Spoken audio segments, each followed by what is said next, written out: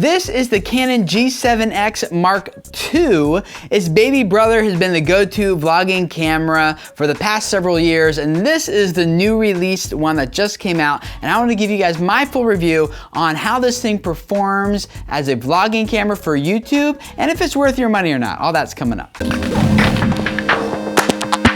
Hey guys, my name is Tim Schmoyer and welcome to Video Creators, the channel that is all about helping you guys grow your YouTube audience so that you can spread a message that reaches people and changes their lives. I am vlogging right now on the Canon G7X Mark II, and there's 7 things about this camera I think are really awesome, really great, and 7 things that I'm like, might not be so good for vlogging. Let's talk about them here. We'll go through the things that are great about it first. Number 1 is that it has an aperture and f-stop of 1.8. Now if you don't know what that means, basically it means it's very good in low light situations. When it's kind of dark or you're indoors, this thing performs amazing. I used to be vlogging over my family's vlogging channel with a GoPro Hero 4 Black, so the best top of the line GoPro, and it was always super grainy and really hard to use inside of low lighting situations, indoors basically. This thing shines. It does amazingly well in low light situations thanks to that really big hole that lets in a lot of light. The second thing that's really good about this camera is that the autofocus is actually half decent. Now it does take a second or two to kind of figure out where the face is, and once it's kind of figured out where the face is, it will latch on and it will focus, and then it kind of tracks. So as my face moves around, it will follow my face and keep my face in focus and kind of blur out everything else and not focus on everything that's not my face, really. A third great thing about this, as a lot of you might know, is that it has this flip up screen, right? So now when I vlog myself, I can see myself right here in the viewfinder. Now, kind of a downside is that the temptation is to actually look up here instead of right here, but as long as you can remember, look up here just to make sure you got your shot framed correctly, and then look into the lens when you actually talk, then this thing is actually really helpful. Another great thing about this camera is that the image quality is very sharp, it's very clear. It's for being the size of the lens and the sensor and everything that it is. I am very impressed with the quality. The edges that outline different objects are very clear, very sharp,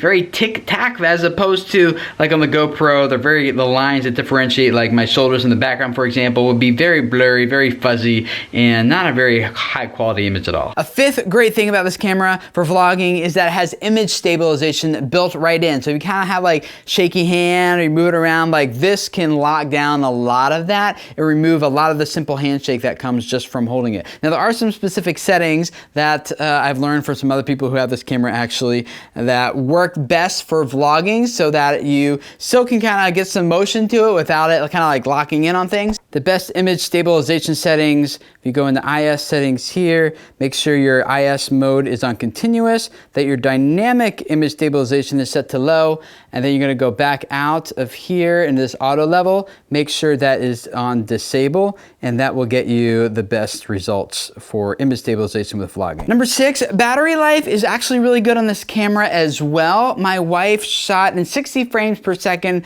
for 1 hour, over an hour actually, and she still had only used like half the battery. So this thing will run for a while on one full charge. This is really great. And the 7th thing I love about this camera is it has Wi-Fi built in. So if you're on the go, you want to take like a really good picture, because this thing takes way better pictures than your iPhone, your cell phone will. It's much higher quality, higher resolution, great depth of field, all of that. So if you're taking like a video clip or a picture that you want to share to Instagram or Facebook or YouTube, whatever, like immediately, the Wi-Fi capability built in, the buttons right here on the side, that will let you quickly just connect this to your phone and transfer that video clip or that image to your phone, and you can post it right away. Now there are also 7 things about this camera that I think are like kind of setbacks, drawbacks for using this as a vlogging camera that I found. Number 1 is that it can't record anything longer than about 10 minutes at one time. Now, once the 10-minute clip is done, you can just hit record again and keep going.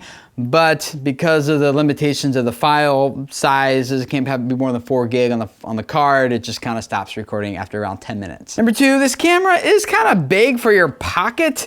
It doesn't quite fit that well. I mean, you can get it in there, but if you're like me, like I don't really like having a lot of bulk or anything in my pockets, and so this takes up a lot of space, and it's kind of pretty much the only thing that I can fit into my pocket because it is kind of big. Number 3, and it relates to why you think this like little fuzzy hairy thing is on top. This is something I added because one of the downsides too with the 2 microphones being right on top is that they're very susceptible to wind if you're outdoors. And so if there's wind, it definitely gets in your audio and kind of ruins it, making the clip unusable. So I got this like little muff, dead cat type of windscreen, if you will, and stuck it on. I bought these on Amazon, and I'll put a link to those in the description as well as to the camera, of course, if you want to check them out. Now this thing on top, well, it does a great job eliminating almost all wind when you're outdoors. One, it does look kind of goofy, and 2, what I'm linking up down below, it kind of works, but they don't fit the camera because there's actually 2 microphones and they're kind of far apart. And if you just put it on just by default, this little muff thing on top, it actually covers up and muffles both of the audio things. So you gotta cut the little adhesive things that stick this on and play with it a little bit. But it does work after you get it on. It works amazingly well. A 4th drawback is that this back screen right here is actually a touch screen,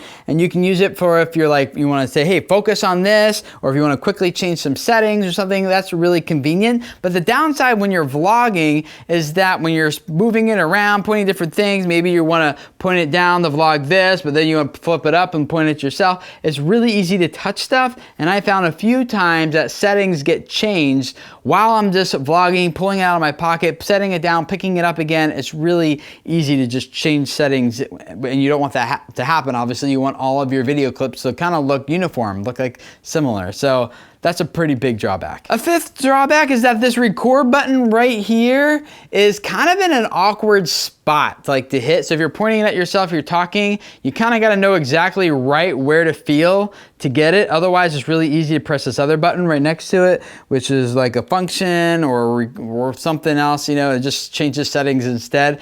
So it would have been nice to have it maybe on the top or a dedicated location where it's easy to get. You can get used to it, but when you're getting started, that record button's kind of funky. A 6th drawback, and this is something I was really excited for when I first got it, is that this can also do time-lapse videos, which is great for like storytelling, as a storytelling technique, for showing that time has passed or showing that, you know, something was in motion or whatever the case may be. But legitimate time lapses are actually when the camera just snaps a photo at a set interval, like 2 seconds, 5 seconds, 10 seconds, whatever makes sense for whatever you're making a time lapse of. And then you stitch each of those photos together in your video editor to last for as long as you want them to last, to kind of space out the time lapse so this is the exact duration that you need. Instead, what this does is it takes photos, but it doesn't keep the photos. It just stitches them all together automatically into a video file, which is great if you don't want to do that work on your computer, but I don't like it because it takes a picture at the interval I set, and then it uses each frame, like if it's like 30 frames per second or 24 frames per second, it'll take 24 pictures and make them all like in that 1 second, so it's like using 1 photo per frame. But what I like to do on my time lapses is actually make each frame last. I like to do 8 frames per second, which gives it a little bit more of a jittery type of feel, which I actually like, and I can't do that with this camera. And the 7th drawback is the price. It isn't cheap. It goes for, as of this recording, it goes for about $699. So if you want to make an investment into your vlogging channel, this is definitely the camera for you. But $699 is still a lot of money, right? So maybe by the time you're watching this video in the future, the price will have come down, be more affordable. But right now, the price is a big investment to make. If you'd like to see some actual real life footage of this camera in action, you can head over to my family's vlogging channel at youtube.com/smoothies, or there'll be a link down in the description below, or a card around here will take you over there. You can kind of get a feel for how does it work in real situations in vlogging world. You want to see it in use, go over there, check it out. I'd love to hear from you guys in the comments below. What cameras are you using for vlogging, especially when you're on the go and you're not just sitting down and talking like I am right now. Love to hear from you guys and read the other comments, the rest of you, and learn from other people's recommendations. And if this is your first time here at Video Creators, I would love for you to subscribe. This channel is all about helping you grow your YouTube audience so you can spread a message that reaches people and impacts their lives. So thanks for hanging out. I'll see you again next Thursday for another YouTube training tip advice type of video like this. See you then. Bye.